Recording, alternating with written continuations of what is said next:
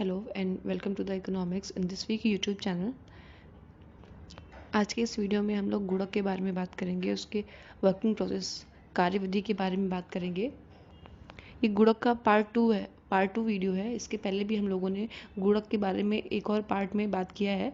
तो अगर आप लोगों ने इस वीडियो को नहीं देखा है तो आप चैनल के प्लेलिस्ट में जाकर उस वीडियो को देख सकते हैं। तो गुणक के वर्किंग प्रोसेस को भी हम लोग एक एग्जाम्पल के थ्रू ही समझेंगे आज। लेकिन सीधा एग्जाम्पल की तरफ चलने से पहले हम गुणक के कार्यविधि की एक और विशेषता की तरफ चलते हैं, जो कि उसके नेगेटिव एंड पॉजिटिव ऑपरेशन से रिलेटेड है। इसका मतलब है कि जो मल्टीप्लायर होता है, जो गुणक होता है, वो फॉरवर्ड और बैकवर्ड दोनों साइड ही ऑपरेशन कर सकता है या फिर करता है। इसका फॉरवर्ड ऑपरेशन इंक्रीमेंट को शो करता है और उसका बैकवर्ड ऑपरेशन लॉस या डिक्रीज को शो करता है। और वो कैसे, चलिए एक एग्जाम्पल के थ्रू देखते हैं। जैसे कि हमें हमारे पूरी इकॉनमी का MPC वैल्यू पता है, सीमांत उपभोग प्रवृत्ति हमें पता है कि क्या है। और फिर किसी निश्चित दिए हुए समय पर प्राइवेट या पब्लिक इन्वेस्टमेंट इंक्रीज होता है, तो MPC के थ्रू जो हम मल्टीप्लायर K की वैल्यू फाइंड करेंगे, वो तो हमारे इस इन्वेस्टमेंट को इंक्रीज करेगी। पर सपोज हमारे इकॉनमी में MPC दी हुई है और किसी दिए हुए टाइम पर, किसी समय पर इकॉनमी में जो इन्वेस्टमेंट या फिर निवेश की जो मात्रा है वो कम हो जाए, तब हमारी इनकम भी कम हो जाएगी। और ये मल्टीप्लायर का बैकवर्ड ऑपरेशन है। इसका मतलब किसी दिए हुए समय पर हमारी MPC या फिर बोले तो गुणांक तो सर्टेन निश्चित है, लेकिन अब अगर इकॉनमी में इन्वेस्टमेंट बढ़ता है तब तो हमारे इनकम को इंक्रीज करेगा। लेकिन अगर इकॉनमी में इन्वेस्टमेंट दिए हुए लेवल से भी कम हो जाता है तो वो हमारी इनकम को डिक्रीज कम करेगा। और यही गुणक का फॉरवर्ड और बैकवर्ड ऑपरेशन है। और अब दूसरी बात, सपोज किसी दिए हुए टाइम पर इकॉनमी की MPC या फिर मार्जिनल प्रोपेंसिटी टू कंज्यूम या फिर सीमांत उपभोग प्रवृत्ति कम हो जाए, तो इससे हमारा गुणांक की वैल्यू भी कम हो जाएगी, क्योंकि गुणांक डायरेक्टली MPC से रिलेटेड है। इट मीन्स जब MPC की वैल्यू हाई होगी तब गुणांक मतलब मल्टीप्लायर की वैल्यू भी हाई होगी। लेकिन जब अगर MPC की वैल्यू लो होगी तब मल्टीप्लायर की वैल्यू भी लो ही होगी। और किसी दिए हुए समय पर अगर इकॉनमी में इन्वेस्टमेंट का लेवल एक सर्टेन लेवल पे है, लेकिन उस टाइम पे हमारी MPC कम हो जाए, जिसकी वजह से हमारा मल्टीप्लायर की वैल्यू कम हो जाए, तब भी इनकम डिक्रीज होगी इंक्रीज होने की जगह पर। इसको हम एक रियल एग्जांपल के थ्रू समझ सकते हैं। अभी ही रिसेंट ईयर में ड्यूरिंग कोविड पीरियड लोगों की MPC वैल्यू मतलब सीमांत उपभोग की प्रवृत्ति कम होकर MPS की वैल्यू इंक्रीज हो गई थी। मतलब लोग सेव ज़्यादा कर रहे थे और कंज्यूम कम कर रहे थे। मतलब MPC की वैल्यू कम हो गई थी और MPS की वैल्यू ज़्यादा हो गई थी। तो इससे इकॉनमी में इनकम भी जनरेट नहीं हो रही थी। तो इसीलिए कहा जाता है कि अगर किसी सर्टेन लेवल ऑफ इन्वेस्टमेंट या फिर इनकम पर MPC की वैल्यू कम हो जाए तो ये आगे इनकम को इंक्रीज नहीं डिक्रीज करेगी। ये भी मल्टीप्लायर का बैकवर्ड ऑपरेशन है। तो चलिए अब इन दोनों के बाद हम अपने मेन टॉपिक की तरफ चलते हैं, जो है वर्किंग प्रोसेस ऑफ मल्टीप्लायर काम कैसे करता है, हम लोग इस वीडियो में वो देखेंगे। ये समझने के लिए पहले हम लोगों को कुछ अजम्पशंस को मानना होगा, जो कि आवश्यक है हमें वर्किंग प्रोसेस समझने के लिए। इनमें पहली अजम्पशन ये है कि जो इनकम होती है वो दो भागों में डिस्ट्रीब्यूट होती है। एक तो सेविंग और दूसरा कंजम्पशन। या तो हम अपनी इनकम को कंज्यूम करेंगे या तो उसको सेव करके रखेंगे। इसका मतलब है कि MPC plus MPS is equal to 1 होगा। अब दूसरी अजम्पशन ये है कि जो MPC की वैल्यू है वो हमेशा 0 और 1 के बीच में ही रहेगी।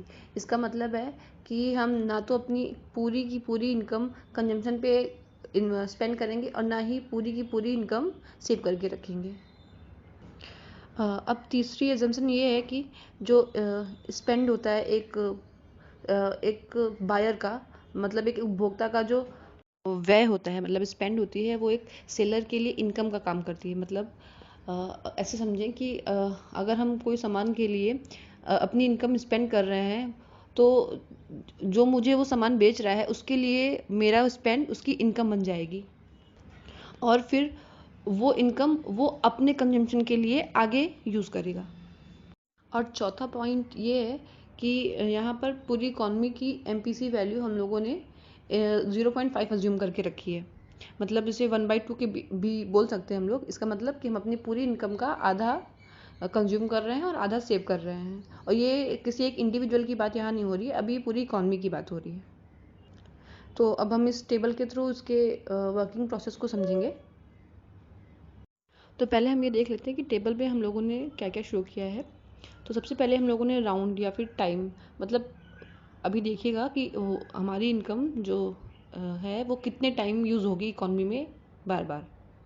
उसके बाद हम लोगों ने चेंज इन इन्वेस्टमेंट, मतलब चेंज इन इकॉनमी में जो कितना इन्वेस्ट किया गया है वो शो कर रहे हैं। और उसके बाद तीसरे कॉलम में हम लोग चेंज इन इनकम, मतलब इनकम में क्या चेंज आएगा हम लोग वो देखेंगे। उसके बाद एमपीसी की वैल्यू जो पूरी इकॉनमी के लिए दी गई है वो 0.5 वो शो कर रहा है।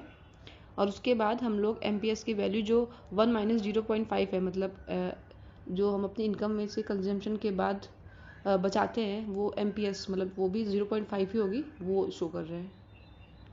तो चलिए शुरू करते हैं। ये जब ये फर्स्ट टाइम है जब इकॉनमी में नया इन्वेस्टमेंट हुआ है 100 करोड़ का। तो उस टाइम पे जब इकॉनमी में 100 करोड़ का इन्वेस्टमेंट हुआ है तो उस टाइम पे हमारे पास 100 करोड़ रुपीज़ ही है, या फिर मतलब ये भी बोल सकते हैं कि उस टाइम पे हमारी इनकम 100 करोड़ रुपए ही है, टोटल इनकम पूरी इकॉनमी की। अब अगर एमपीसी की वैल्यू 0.5 है तो लोग अपनी इनकम का 50% कंज्यूम करेंगे और 50 सेव करेंगे। तो जब 100 करोड़ का 50% 50 करोड़ होगा तो वो लोग कंज्यूम करेंगे, कंज्यूम पे स्पेंड करेंगे, ठीक है। और 50% वो सेव करके रखेंगे, तो उधर 50 हम लोगों ने सेव भी कर लिया। अब दूसरे राउंड में क्या होता है, अब दूसरे राउंड में कोई नया इन्वेस्टमेंट नहीं हो रहा है। अब जो हम लोगों ने स्पेंड किया है, तो जो सेलर के पास, जो सेलर ने हम लोगों को कंजम्पशन के लिए मतलब सामान दिए थे, अब वो उनके पास वो जो हम लोग की स्पेंड थी वो उनकी इनकम बन चुकी है। तो अब वो जो 50 है अब वो उनकी इनकम है, तो अब वो उसका 50% आगे कंजम्पशन के लिए यूज़ करेंगे। तो अब 50 का 50% जब वो लोग करेंगे तो 25 इसमें से वो कंज्यूम करेंगे और 25 सेव करके रखेंगे, क्योंकि एमपीसी इकोनॉमी की 0.5 है।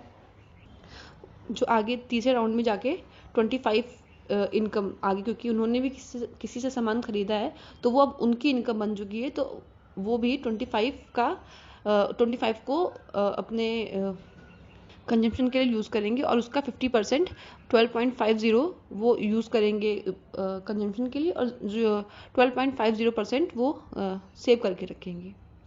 और फोर्थ राउंड में वही 12.50% वो इनकम हो गई है, और जिसमें से हम लोग 50% स्पेंड करेंगे जो 6.25 है, और 6.25 हम लोग सेव करके रखेंगे। फिफ्थ राउंड में वही 6.25%, सॉरी परसेंट नहीं, 6.25 इनकम है वो जो करोड़ में है, जो जिसका 50% वो कंज्यूम करेगा। 3.12%, नॉट परसेंट, 3.12 करोड़ जो वो कंज्यूम करेगा, और 3.12 करोड़ जो वो सेव करके रखेगा। और आगे सिक्स्थ राउंड में यही 3.12 करोड़ वो इनकम होगी, वो इनकम जो आगे सेलर की हुई है उसका वो 1.56 करोड़ सेव करके रखेगा, और 1.56 करोड़ वो कंजम्पशन पे यूज़ करेगा। तो कंजम्पशन पे यूज़ करने के लिए वही इनकम आगे सेलर की इनकम बन चुकी है जो 1.56 करोड़ है, और उसका भी वो हाफ, मतलब 0.78 करोड़ कंज्यूम पे यूज़ करेगा, और 0.78 करोड़ उसकी सेविंग हो गई है। अब अगर हम लोग ये सारा ऐड करके देखेंगे तो पहले कॉलम में जो हम लोगों ने स्टार्टिंग में 100 करोड़ इन्वेस्ट किया था वो तो 100 का 100 ही है, क्योंकि इन्वेस्टमेंट एक बार हुआ जो 100 करोड़ था, ठीक है। पर इनकम देखिए, अगर हम उसको ऐड करेंगे, वैसे एक्चुअल में यहाँ पे अगर ऐड करेंगे तो 199.21 है, मतलब आगे इसको और हम जब सॉल्व करते जाएंगे तो वो आगे 200 पहुँच जाएगा। तो इसका मतलब कि हमारी इनकम चेंज होकर 200 हो चुकी है, क्योंकि हम लोग की एमपीसी की वैल्यू 0.5 थी। अगर हम लोग 0.5 से के की वैल्यू फाइंड करेंगे तो वो 2 के इक्वल, मतलब मल्टीप्लाई कोफिशिएंट 2 हो जाएगा। और अगर हम लोग 2 को इन्वेस्टमेंट, मतलब डेल्टा आई में के से मल्टीप्लाई करते हैं तभी तो हमें चेंज इन इनकम मिलती है। तो यहाँ पे हम लोग जब 100 करोड़ में 2 से मल्टीप्लाई करेंगे तो हमारी चेंज इनकम 200 करोड़ होनी थी, वही हमारी चेंज इनकम अब इस टेबल को ऐड करेंगे, इस चेंज इनकम वाले टेबल को, तो वो आखिरी में ऐड होकर 200 ही आ रही है। और अब हमारी इनकम अगर 200 करोड़ है तो उसका 0.5 कितना होना है, 100 करोड़। तो देखिए एमपीसी को अगर हम पूरा ऐड करेंगे तो वो 100 करोड़ आएगी, और इनकम का आधा मतलब 200 का 0.5 100 वो हम लोग का कंजम्पशन है, तो 0.5 मतलब 100 करोड़ वो हम लोग की सेविंग होगी। तो हम लोग जब सेविंग एमपीएस को भी ऐड करेंगे तो वो 100 करोड़ होगा। आई होप कि आपको ये टेबल समझ में आई हो, और इसके साथ ही आपको मल्टीप्लायर काम कैसे करता है, मतलब इसका वर्किंग प्रोसेस क्या है, वो भी आपको समझ में आया होगा। तो आगे किसी और वीडियो में हम लोग डायनेमिक और स्टैटिक मतलब प्रावैगिक और स्थैतिक गुणक के बारे में भी बात कर सकते हैं। और ये जो हम लोगों ने टेबल के थ्रू ये उसका वर्किंग प्रोसेस समझा है, वो हम लोग डायग्राम के भी थ्रू ड्रॉ कर सकते हैं। तो आगे किसी वीडियो में हम लोग ये भी करके देखेंगे, लेकिन इस वीडियो में हम बस इतना ही करना चाहते थे कि हम उसकी प्रोसेस को समझना चाहते थे जो इस टेबल के थ्रू हमने समझा है। तो अगर ये वीडियो आपको अच्छा लगा हो तो इसे लाइक करिएगा, और इसी वीडियो को इंग्लिश में देखने के लिए आप चैनल के प्लेलिस्ट में जाके देख सकते हैं। तब तक के लिए थैंक यू।